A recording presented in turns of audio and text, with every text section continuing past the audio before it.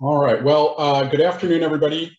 I hope everyone is well and safe, and hopefully has a little bit better weather than we do here in Boston at the moment. Today we're going to be chatting about co-packing. Will, I think there was a typo in there. We're going to be chatting about co-packing, and we do encourage questions. If you guys want to post questions in the chat window, we will do our best to respond to them in real time. If we think it's something we're going to cover a little bit later in the presentation, we might ask you to just be patient with us, and we'll get there. And if we still haven't answered it by the end, you should feel free to kind of ping the window a second time. All right, anybody have any questions before we start?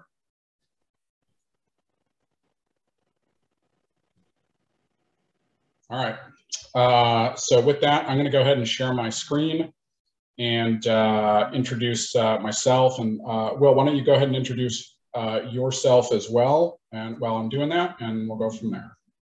Sure. I'm Will Madden. I'm one of the senior partners over at Whole Brain Consulting. We're an outsourced ops firm.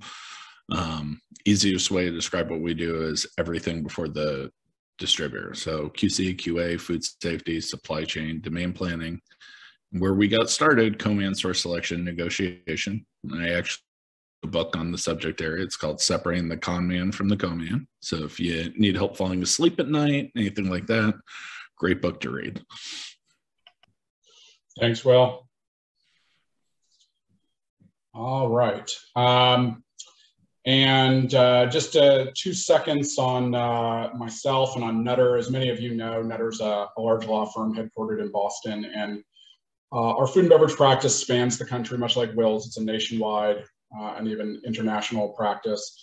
And we really are pretty full serve in that we're doing all of the corporate work, which is tax, employment, structuring, founders, equity plans, all that stuff, all the financing, angel, venture, private equity, strategic transactions, a lot of distribution and brokerage. And then to the point of today's meeting, a lot of supply chain work, a lot of co-manufacturing, R&D agreements, licensing, spin outs, anything where we're kind of getting the product to the point of delivery.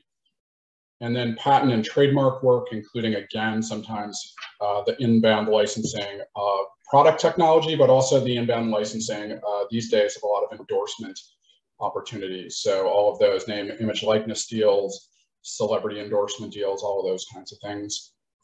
And then for many of you, the end game, which is ending with mergers and acquisitions, of working with founders to really structure companies all along the way with an eye towards, is this a business that's going to be sold and monetized for both the founders and the investors in hopefully a really happy outcome.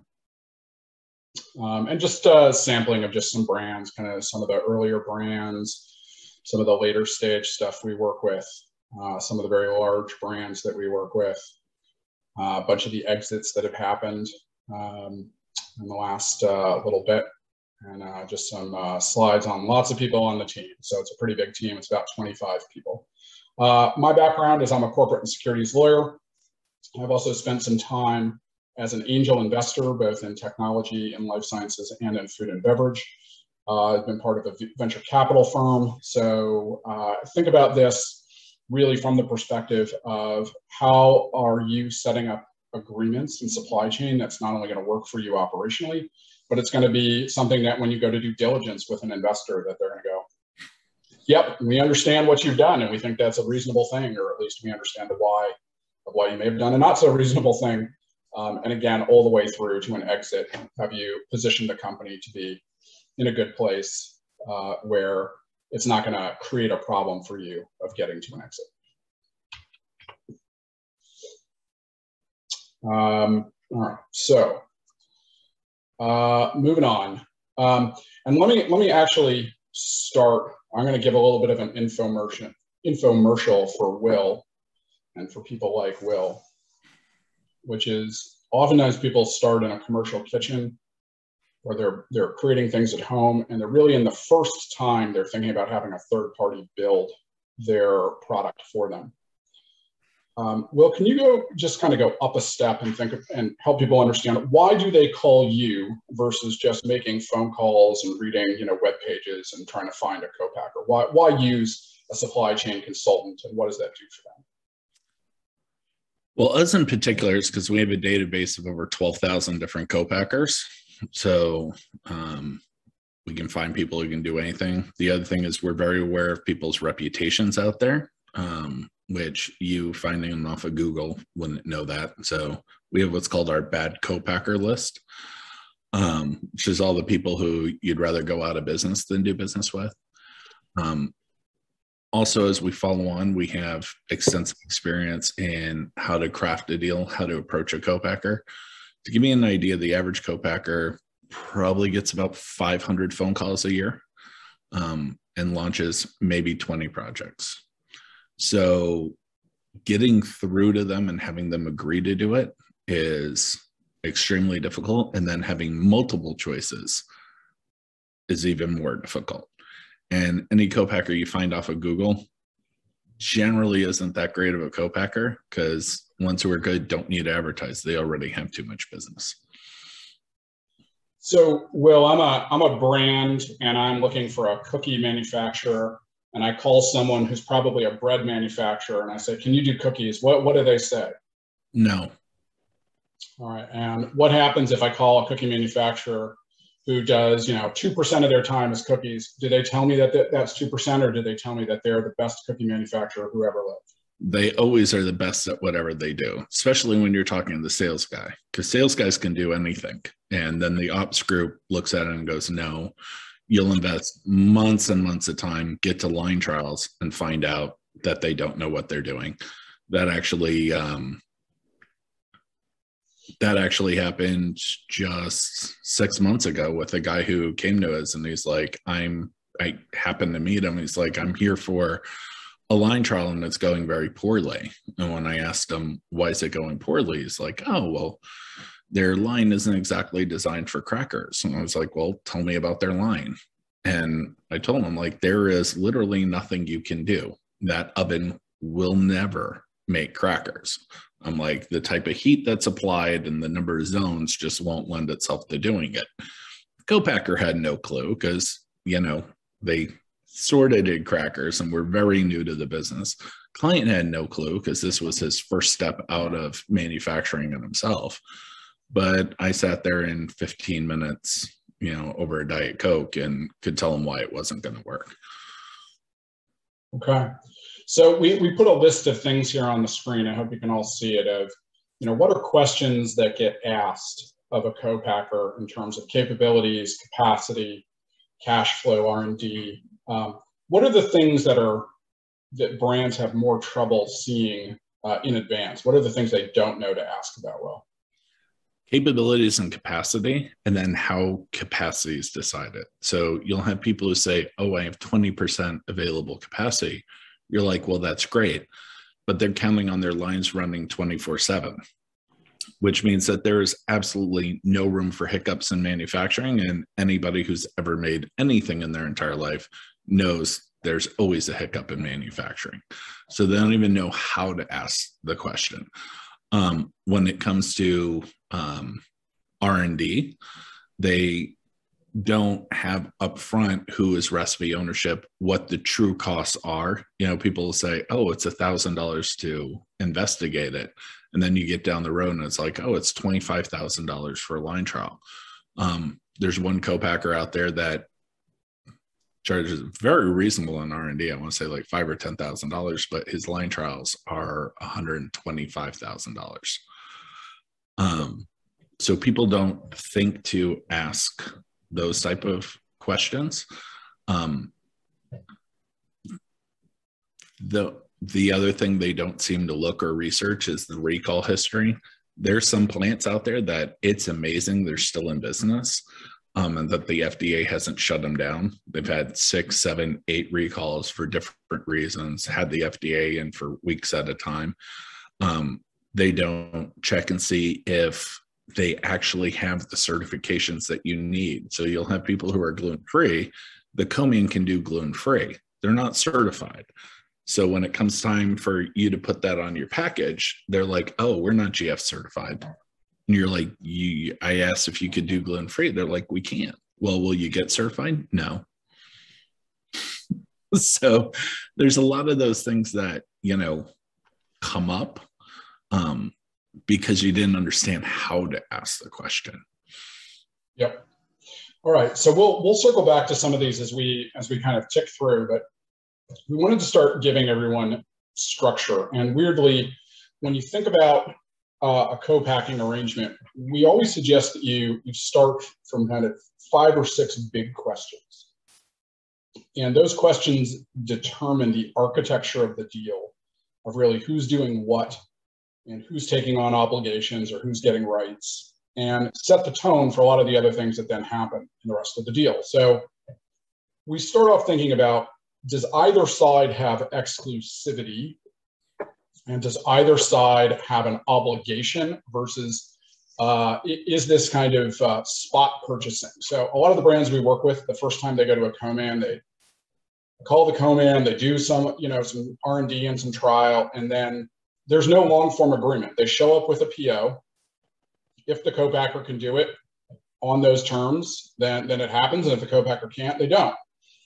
Not a very reliable way to work through your supply chain. So you start thinking about a long form agreement, and the first question is, okay, is the co-packer obligated to produce? Or is the co-packer, do they have the right to say, well, I'm going to think about each purchase order as you tender it to me? And usually the deal is, from your perspective as the brand, you always want them to have a hard obligation to produce, and to produce at a cost that you've contracted for and by a particular time. And that's a little different. If any of you have ordered furniture in the last 2 years, you found out that the answer is, as I have, you will get your couch when we send it to you. That could be 18 months from now. Good luck. As you can imagine, in the food world, that's not really very doable. So time of delivery is super important. What the co-packer often asks in return is what are, and they go by different names, but think of them as minimums. And MAV stands for minimum annual volumes. You'll sometimes hear it called take or pay. The idea here is you are agreeing now that you are going to order at least X amount of units, however that's defined, cases, individual units, shifts of utilization. We've seen all kinds of weird things. And then the question is what if you don't? And what take or pay often describes is, if you don't buy your minimum, then you are still responsible for paying the co-packer some number, typically the number that represents their margin on the deal. I mean, they lost the opportunity to get paid, $1 for something on their cost structure that represents 70 cents. So they're looking for 30 cents from you, which is their margin on the thing they didn't get to do. It's not always based on margin. It can be based on lots of different things. Sometimes it's completely irrational. It's all about, are they in fact experiencing an opportunity cost when they agree that they will in fact produce for you? So the idea of their capacity and their hard obligation to produce and their opportunity cost is linked to those annual volumes. And I'll give you an example, which is, if you were basically a white label customer, if this co-packer was just making crackers and they stuck it in whatever box was handed to them by customers, they might say, well, if you don't show up, I can sell more crackers to Wegmans. We don't care that much. But if it's your particular thing and they're holding line time for you, they're going to say, well, I didn't get to produce something. I didn't have a good, and therefore I didn't have margin. So either you buy it or you pay me for not having had to make it in the first place. Will, any color commentary on that so far? Oh yeah, I mean, I've seen some ridiculous stuff where they actually want more than what they would have had for tolling. So they're pretty good at hiding it. They'll say, oh, well, it's $10,000 if you cancel. And you're like, you would have only experienced tolling revenue of $8,600. So how is that a loss? A lot of them, they ask for the whole tolling amount.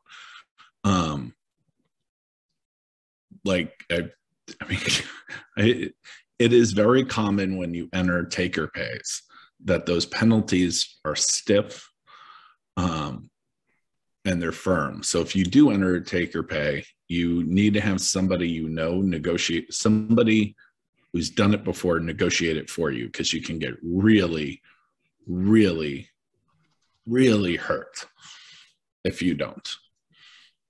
And just to, dovetail with that for a second, this is a place where being an exuberant entrepreneur can occasionally get you into trouble, because you've drafted a lovely Excel model that says, this year we're going to order $1 million of product, and next year we're going to order $5 million of product, and the year after that, $10 million of product. Hey, co-packer, will you enter into a 3-year, hard deal with me? And they go, sure.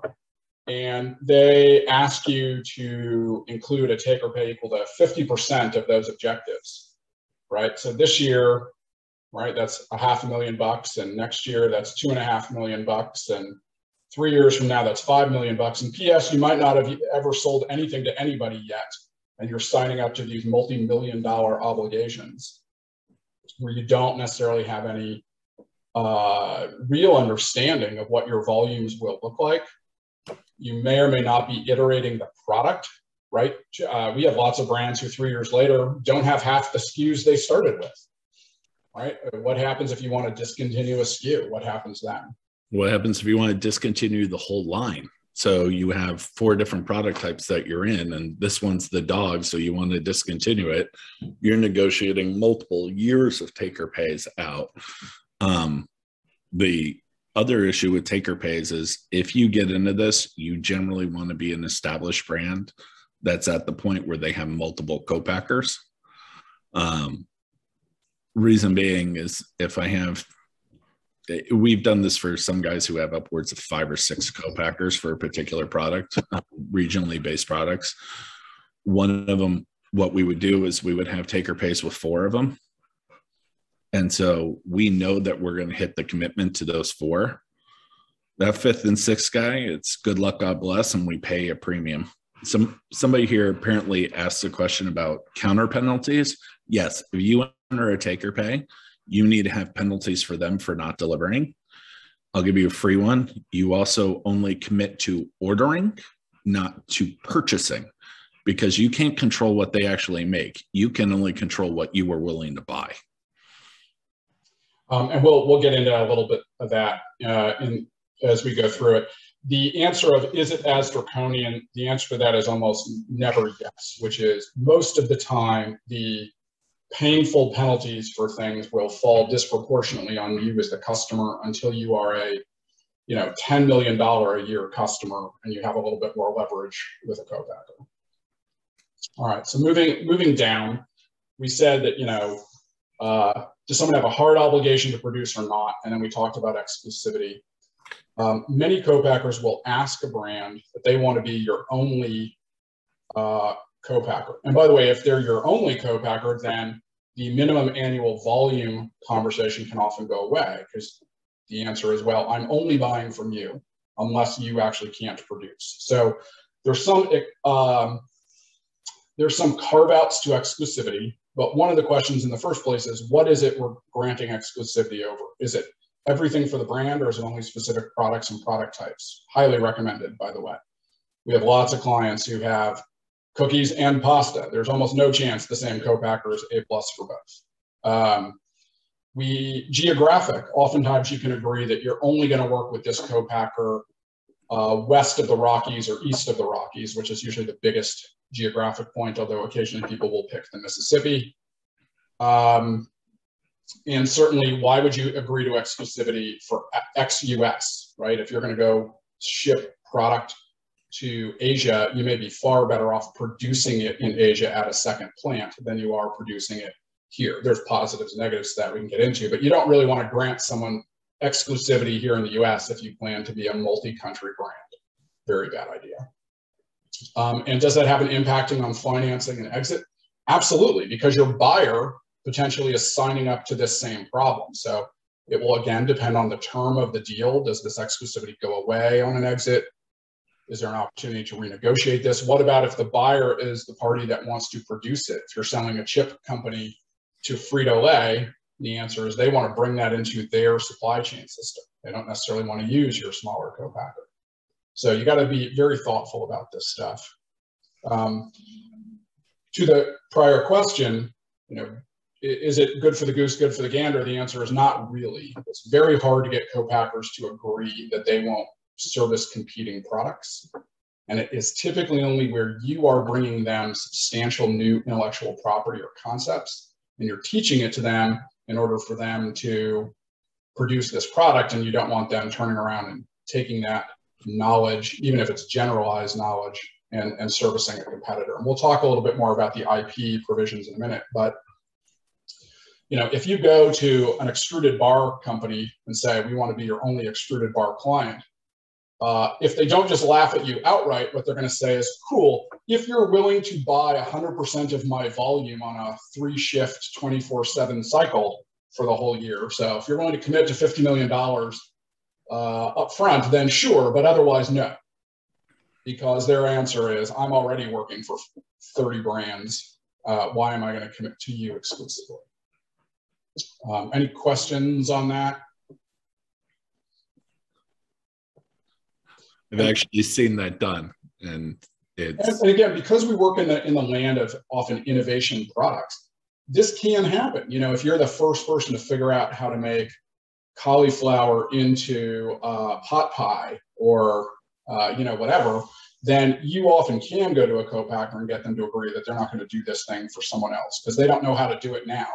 They don't feel like they're giving much up.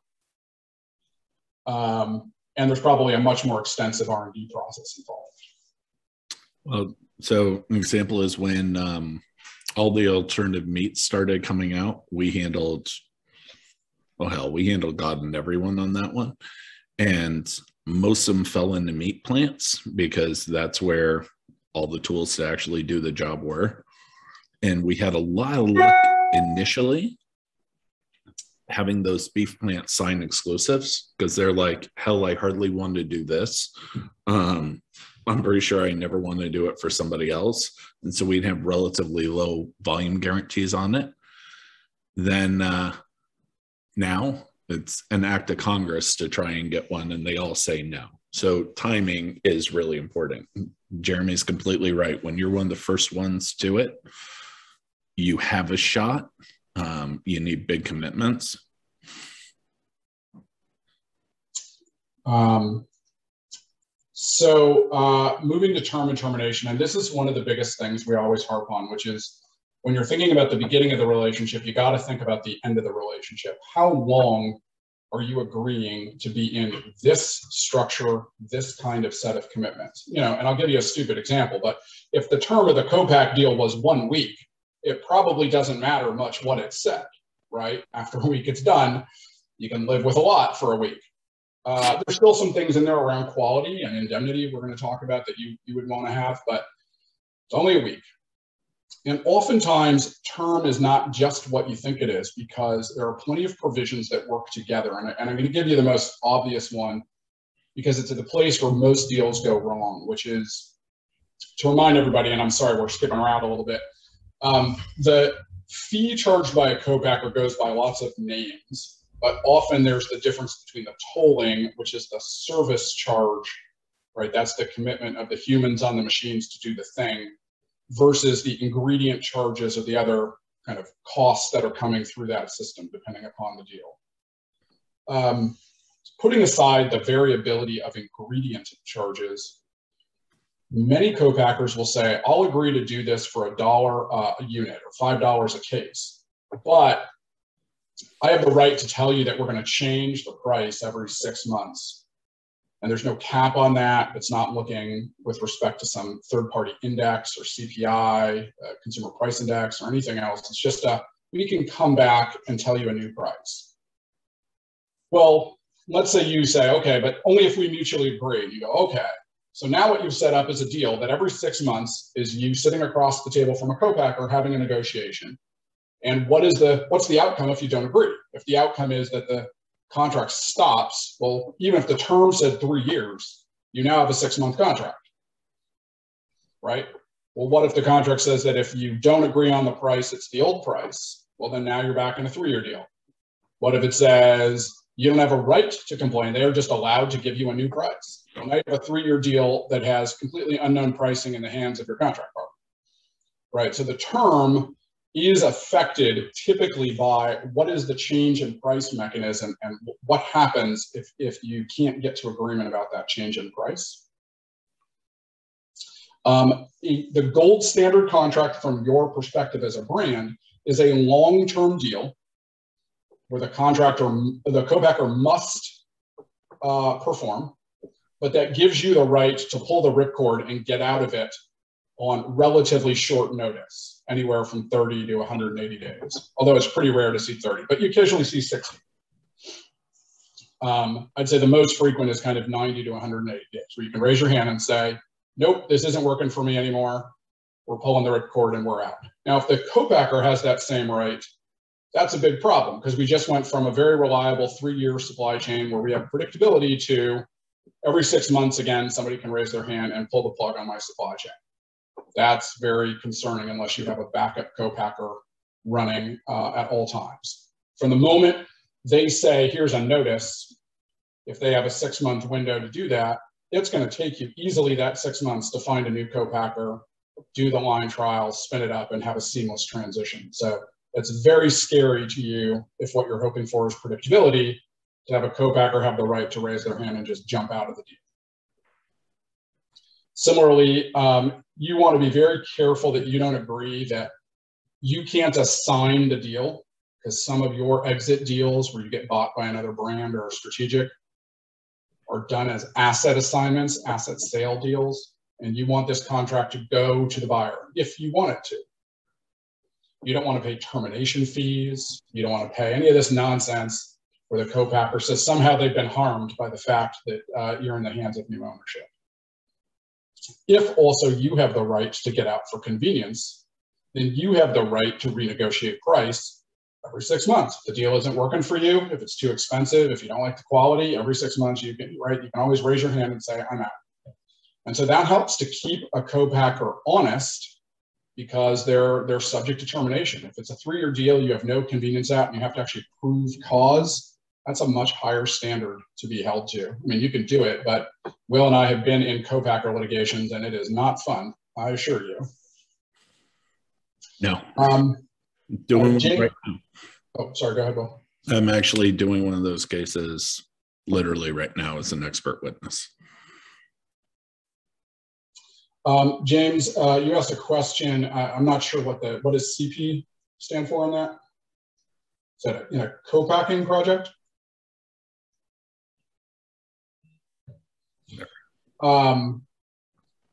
Does a co-packer have leverage in their very first? So you're talking about a brand new co-packer that just stood up a facility.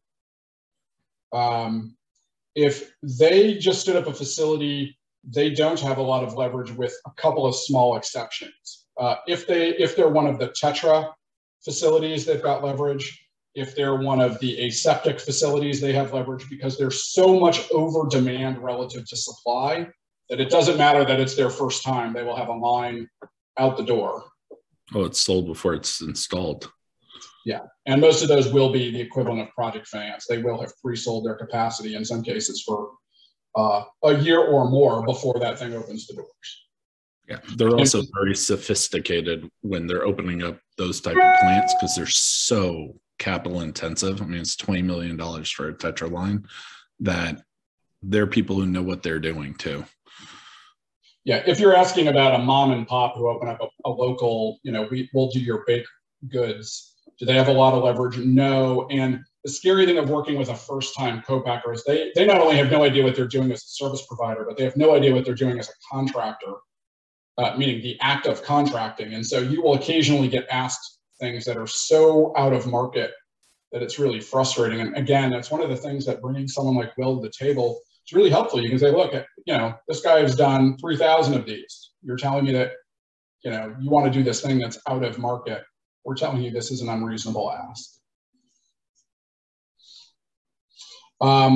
Where somebody has their own equipment and they're deciding to amortize some of their equipment for use for third-party brands, that's better. You at least have a track record of producing for your own brand.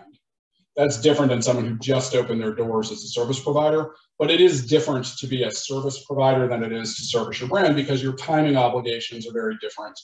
And you have to figure out how you're going to phase in your product versus third-party products. And people do get a little concerned that in any crunch, you're going to prefer your own products to their products. Probably not unreasonably. Primarily because you will.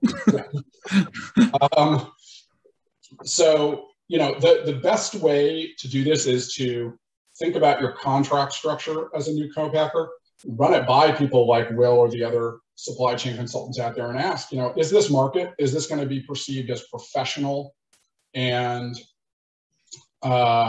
is this reasonable, and how do we protect ourselves as the co-packer in a reasonable way? That's a great way to do it. So then when you meet with customers, you can say, we've vetted the way we think about our contract. It's also very for a brand to get into co-packing, because you tend to eventually drop your brand. I've seen it. I mean, some of the best co-packers out there used to own brands. So you tend to gravitate towards that because you like manufacturing more. It's also really hard because you don't know how to price. It's a completely different margin structure as a co-packer, yet you try and apply all the costs that you have as a brand against it. So when you have a guy like me, I'm going to dig a lot more into the numbers when I'm on the other side of the table from you. So we're going to dig into some of the guts of what's in the contract now, and we could spend easily an hour on each of these. So I'm gonna breeze through them relatively quickly, and I'm happy to return to any of them with a little bit more depth. But operationally, thinking about what is the workflow, and there's usually about 2 pages of stuff that talk about how does the purchase order happen? How do you give forecasts? Are the forecasts binding? Are the forecasts only preliminary and only the purchase orders are binding? What's the drop dead date on a purchase order? What happens when it comes off the line? Is there a quality check system? Who pays for that? Is it third party? What happens to those samples? Do they end up in sterile storage? Do they end up in frozen storage? What happens to them? What are the expectations of how frequent those checks happen, and what kind of product do you have? What does it require? Lots of information about the plant. The plant needs to be not only compliant with law, but for many of your customers, they're looking for a third-party certification like SQF or BIZ+BITES that says they're getting annually audited. Is that annual audit? What are the results of that audit? Did you get a copy? Is the co-packer required to remediate any of the things that weren't done right within a certain amount of time, and then give you evidence of that? So that, again, you can go back to Costco or whoever and say, yep, our plant's in good standing. Here's what it looks like. Here's copies of everything. In recall support, I'm going to skip over recall for 1 second. In reporting is huge, particularly if you have a co-man that is blending your ingredients and their ingredients. And this is how much of your stuff do they have on hand? What was run? How much is sitting in storage? Does storage constitute delivery? Did that trigger the beginning of the invoicing for you? So it comes off the line, they put it on a pallet, they put the pallet in a rack. The rack says brand X. Is that delivery? Because you've asked them to store it. So now they can send you an invoice, or is it only when they take it off the rack and stick it on the dock for a carrier to pick up that it's delivery? If it's yours when it's in delivery, how do you deal with the issue that now they're the custodian of it for you? It's on your balance sheet, it's on your insurance, your casualty insurance. They're acting as a warehouseman, right? Have you thought through all those issues? So in a lot of deals, by way of example, you'll get 2 to 4 weeks of storage at the co-man for free, and then they'll start invoicing you. And many of them don't want the complexity of invoicing for stuff that's sitting in storage. So they just say, well, it'll be on delivery. That's great for you in a lot of cases. It's not great for you if you have a really short shelf life product. And the reason they're doing all of that is because they just don't have their stuff together, and they can't get it onto the dock quick enough. All right, so they're just trying to buy themselves some time. So that reporting that helps you understand where are all the raw materials and inputs, when are you going to get billed for things, what's happening in the actual production, super important. access the ability of you or the wills of the world to go in and monitor this stuff, monitor for quality, monitor for efficiency. We'll talk about it in a few minutes, but the concept of if you're giving them your materials, or let's say you bought organic gooseberries from Thailand and you shipped them, how many of those gooseberries ended up on the floor versus in the product, which is a concept called lost yield, right? What percentage was utilized, what percentage was waste? What's the agreed upon amount that's kind of, okay, that's fair, stuff happens in a production facility, versus, oh my God, you dumped over a pile of stuff. So they're giving you reports. The reports can say anything they want. They can put magic words on paper. You often need, Will or an audit firm or somebody to go in and say, nope, we are actually not seeing the correct quantities, and now we need to do a reconciliation. So let me pause there before I get to recall for a second. Any questions on all of that?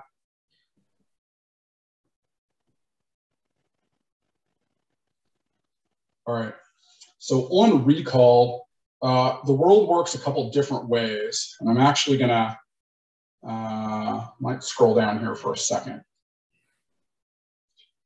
So recall and sourcing are linked, and there's kind of two or three big versions of how commands work.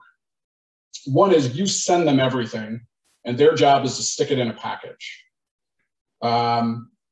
A good example of that is anybody who's worked with an HPP facility, right? Your job is to put stuff in tanker trucks, you tank it to them, you send them materials, and their attitude is they'll put it through the HPP machine and put it in a package, and that's it. They take no responsibility for whatever was in the tanker truck in the first place.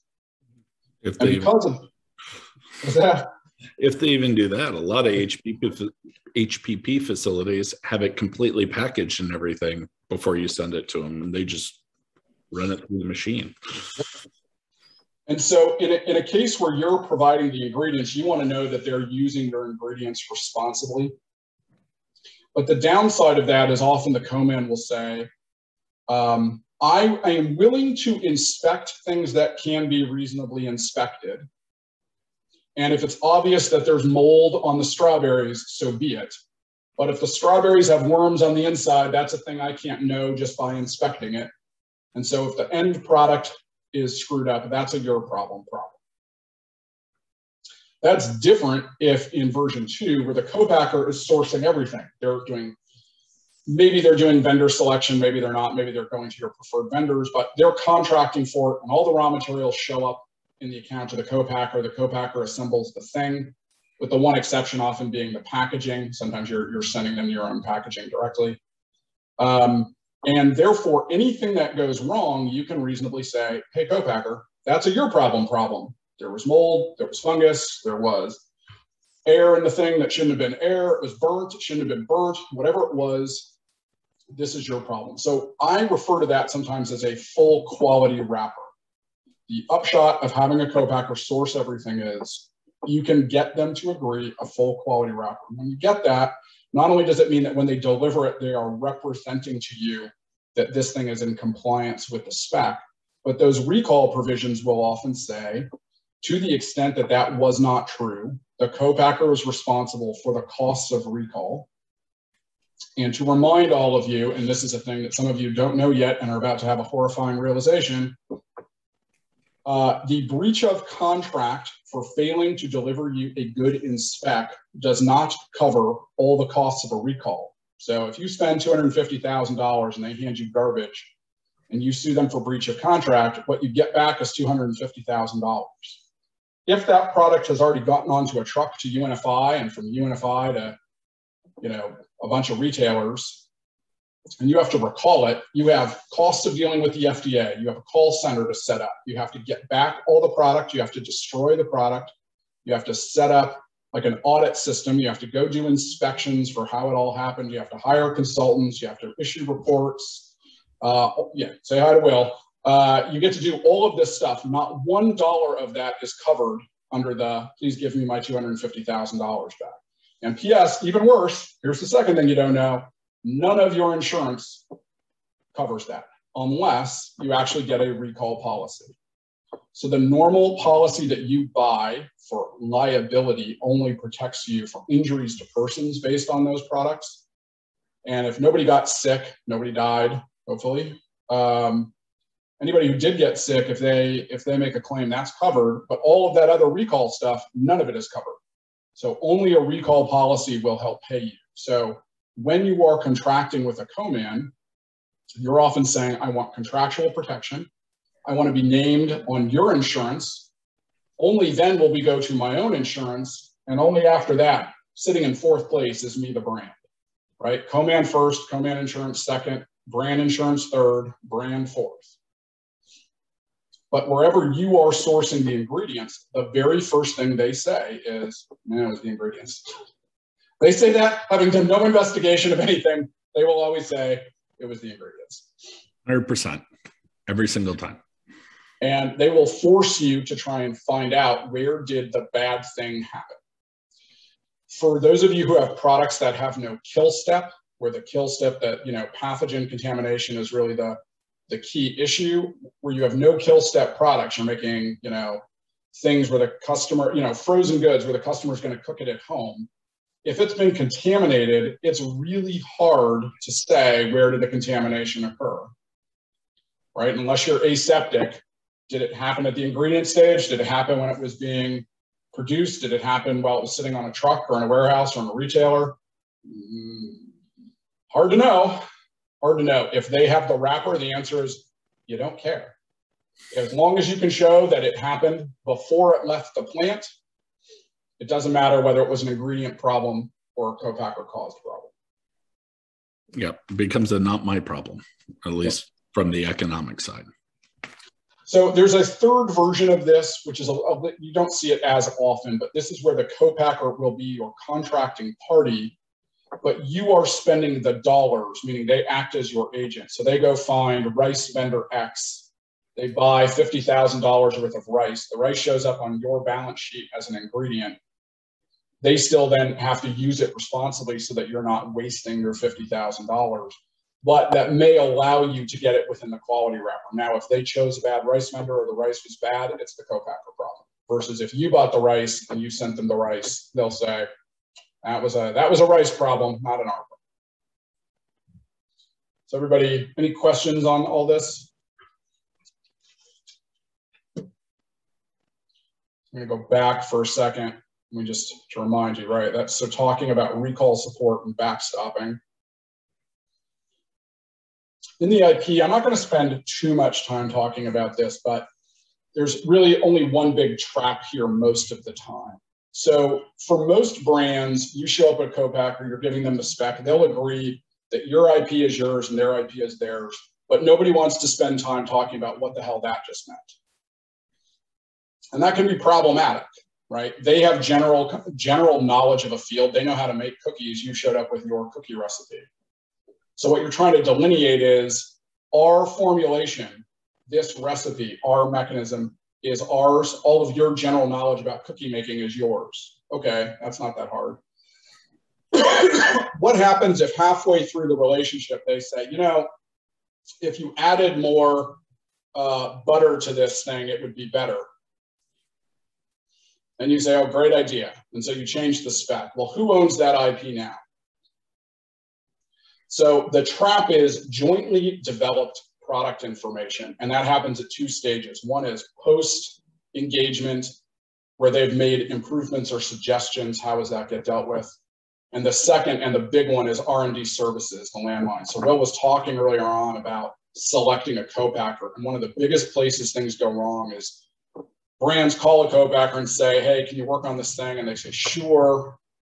And after you've spent 3 months of trading documentation back and forth, they give you a contract that says, just so you're clear, this product, intellectual property, is ours until you've spent $1 million with it, and then we'll do you the courtesy of assigning it to you, brand. You're like, whoa, whoa, whoa, whoa. This was my idea. I don't understand. And that's because nobody up front defined whether all of the things that were going to be talked about were your IP or shared IP. And that creates some huge problems. There are brands who end up spending, very small brands, they have to spend $50, $100, $250,000 to get their own recipes back from the co-packer. We had one that you and I did together, $435,000. True story. Yeah. I mean, hell, I had one that was $12 million. That was after negotiating. So those are huge issues, and just being clear up front. It's so easy to say, hey, before we enter into this thing, before you do any development work for me, I want to be crystal clear what the deal is. And often just by having that conversation, it might turn out that they'll say, well, we're going to be doing $5,000 worth of R&D work. And your best answer to that is, okay, I still own the IP, but I agree that I owe you $5,000, right? That's ownership mine. I owe you a contract payment. If I don't pay you, you can sue me for $5,000, not I own the, you, the co-man, owe the IP and I'm screwed. Yeah. Always pay for R&D, even if they don't ask for it, offer it and get in writing that they don't want it. But it's a lot easier for me to say that I own the recipe when I paid you to help me develop it. Yep. So that leads us to like, what are the big structures people use in terms of pricing possibility? So Will and I have been fighting about this going on, I don't know, 9 years now. So I'll tell you my 2 cents, which is Will works with a lot of bigger brands. And the trade-off in this world is accuracy versus simplicity and predictability. So it is probably the most accurate to say you agree with someone on a toll charge on a service fee, and then the ingredient cost is a moving target based on the actual underlying movements in ingredients. Rice goes up or down, vanilla goes up or down, whatever it might be. And that's great. You can sometimes get a lot of cost savings by doing that because you can constantly find new vendors who can do it cheaper.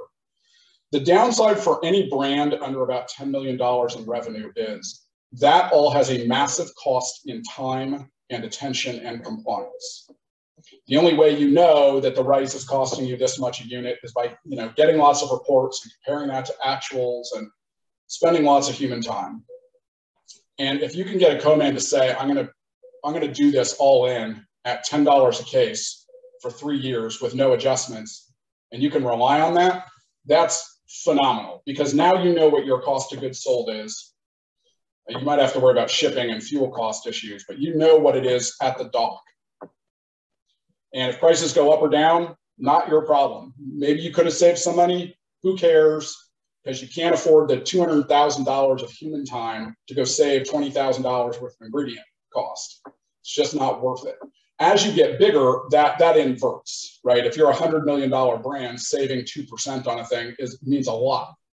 So now looking at each of those ingredients to actual and being able to drive down cost is super important. All right, well, now tell them why I'm wrong. Okay, so I take the exact opposite on it. And I have whole sections of my book that are devoted to this. Reason why I set up transparent pricing is because, number one, you're not going to be a little company forever. That's why we're in it.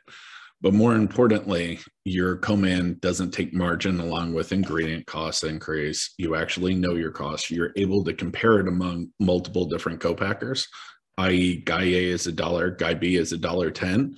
But you find out guy A is just better at buying raw materials than guy B, a problem that you can solve for guy B. So net, your costs are 85 cents. I also have relatively easy ways to do it. What I do is I just have them dump a purchasing file from Excel and then take the average across the quarter.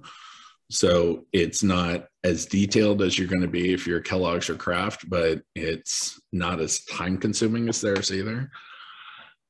I really want to know where my costs come into play with my co-packer. When ingredient costs go up, all my competition's going up. What I don't ever want to have happen is, oh, my contract's coming to an end, and all of a sudden, my $10 a case is now $15 a case because they finally got to be able to catch up with where it is. There is a lot of problems with those black box, and they will figure out a way to increase your price if costs get too far out of control, or they just won't make it and they'll say, sue me. And they're a lot bigger than you are. So you're not there to sue them. Yep. And all fair points. And you can see there's no right answer. You got to understand the risks on both sides and do the thing that you think meets the objectives for your brand and this co-packer, as opposed to just there's a solution that Will and I can tell you this works for all situations. But it's good to be informed about what you're doing there. Do pay attention to things like cost plus models. Those can get out of whack. Anytime you're giving them more money based on how expensive a thing is, you can probably guess that the incentives are not where you want them to be. Yeah, that's one that we both agree. You absolutely never do. Because when you do that, you're incentivizing them to not be good at their job. The more waste that they have, the more money they make. The more inefficient they are with labor, the more money they make. The slower the line runs, the more money they make. That one, I think everybody who knows about the contracts agree, is a total complete disaster. So most favored nations, which is you're giving them the best price you're giving anyone, or potentially the other way around. If you're buying a commodity good, do you want to ask for that they're not selling it to anybody else at a better price? You see this in ingredient deals for very particular things. So bottling deals, where you're buying bottles, cans, or other kind of large units, where you say, for same volume, I don't want you to charge somebody less than you're charging me. You can sometimes get that. And they ask you sometimes for the same way, which you're not going to pay another co-packer more than you're paying them for same good. You don't see that often, but occasionally. I'm going to skip. Actually, no, I'll just bank through it. Realizing, well, we're very low on time. So credit terms, this is super important. One of the single most important things in your whole deal and in your whole company is, can you create either positive cash flow or the minimum negative cash flow necessary in your business? Do you have to prepay them, pay them on delivery, or part prepay, part pay on delivery? Can you actually get them to give you credit terms? The world's best contract is one in which they are getting the ingredients for you. They are cash flowing all that. They invoice to you at delivery, and you have 30, 60, 90 days to pay them. Because in that model, you can often get paid before you owe them. And that allows you quite a lot of scalability and growth without having to go get equity or debt. And once that is not true, now you have to go get equity or debt in order to grow. And those can become very difficult. We talked a little bit about storage. I'm not going to belabor it. Shipping terms, just be aware that the US is the only place that uses old school US common law terms, and every place else in the world uses Incoterms. FOB means different things under each of those models. Don't just blithely say sure when they say, oh, it's X works our facility, right? Make sure you actually know what each of those terms mean, whether it's FCA or FOB or FSA. They all have different meanings about who's responsible for putting it on the carrier, acquiring the carrier, paying the carrier, insuring the goods in transit, and whether it's actually, quote, delivered when it's on the carrier or only delivered when it reaches you. That can have real different implications. And can affect also pricing, because there can be a difference between pickup and as delivered pricing. We don't have time to talk about all this stuff in detail, but there's lots to talk about here. We talked about sourcing. These days, a lot of co-packers ask for equity. The short version of this is say no. If you can't say no, call your lawyer and talk about why this is generally a terrible idea.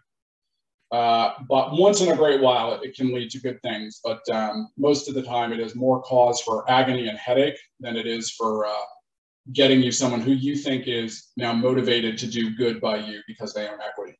Just as a reminder, in any of these strategic deals, the firm you gave equity to, co-packer X, is not the same as the human on the floor whose job it is to manage a bunch of humans in a manufacturing facility, and they could give a crap whether or not their owner owns equity in your business.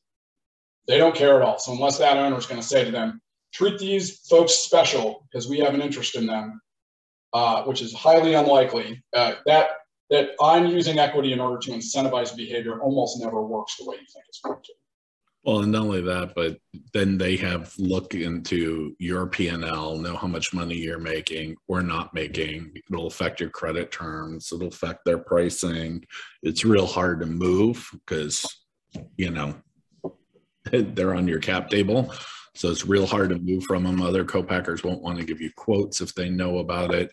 And if they're asking you as a small brand or a medium-sized brand, then they're asking every small brand and medium-sized brand that comes to them. So you're not really special. If they ask for it and they're holding firm on it, find a different co-packer. By the way, if they're telling you that they're going to treat you special, but then not willing to give you exclusivity, meaning that they're not going to work for other brands, one of those two things is not working with the other, right? So be thoughtful about it. Brand-owned equipment. You see this all the time. You have some specialty piece of equipment that's related to your product. You're going to put it in at their site. They're going to use it. There's a bunch of complexity related to that. It's not worth going into here, but it is a thing to pay careful attention to. Install, maintenance, financing, insurance, decommissioning at the end, what's happening to all of this stuff. Who owns it at the end?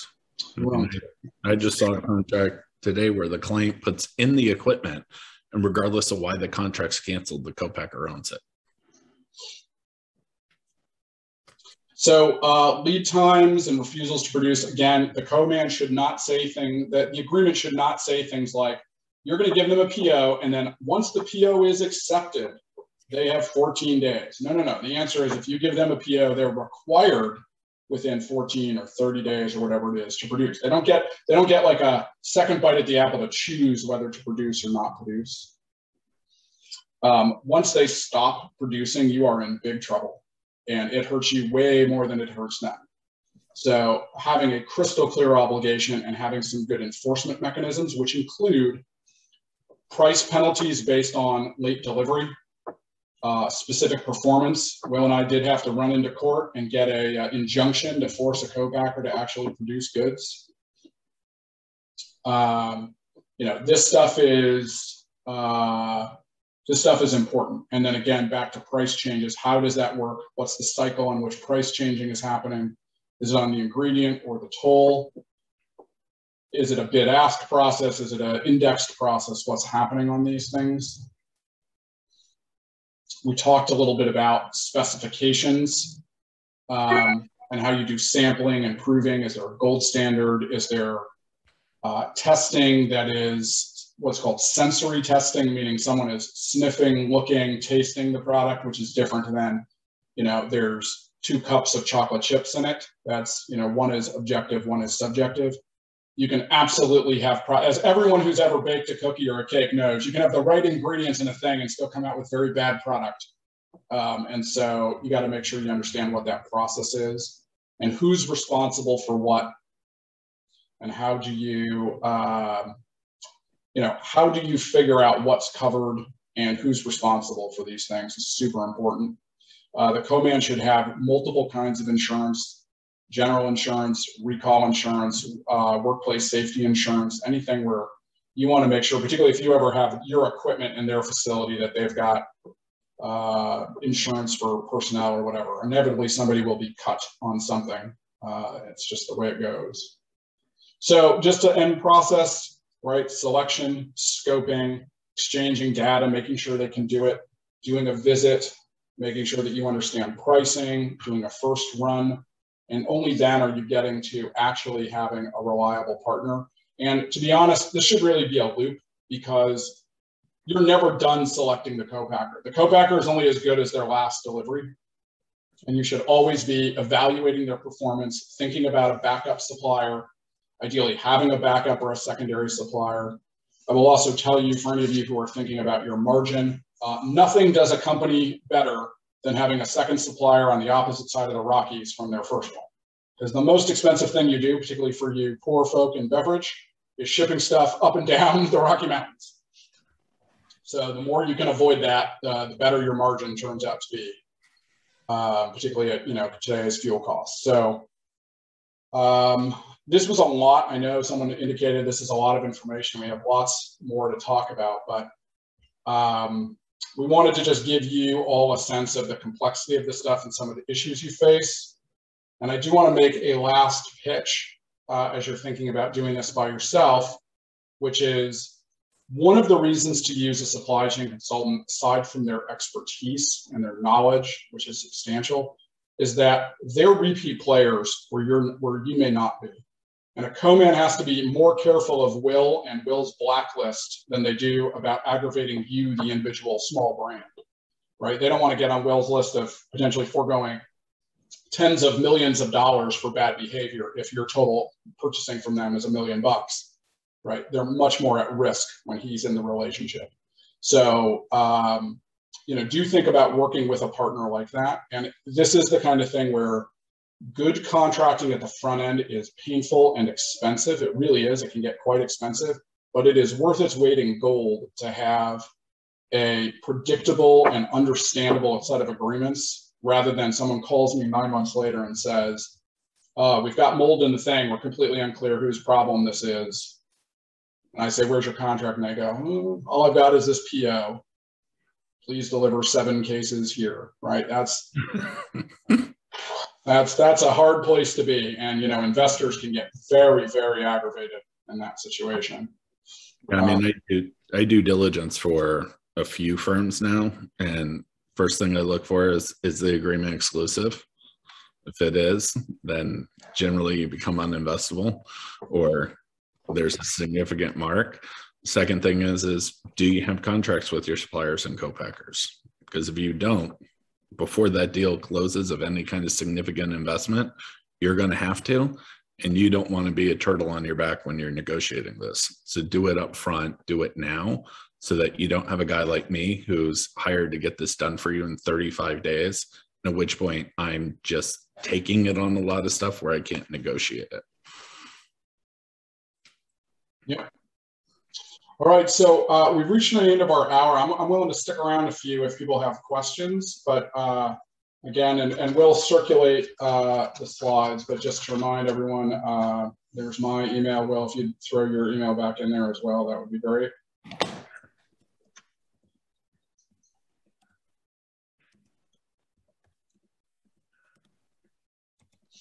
All right, well, I think we're going to call it. If anyone has questions for me or Will, please feel free to get in touch. And our next Nutter event, I think, will be next month. For those of you who are not attending Fancy Foods as we speak, if you'll be out at Expo, I think both Will and I will be out at Expo West in Anaheim in March, starting March 8th. So hopefully we'll see you there. Take care, guys. Thank you.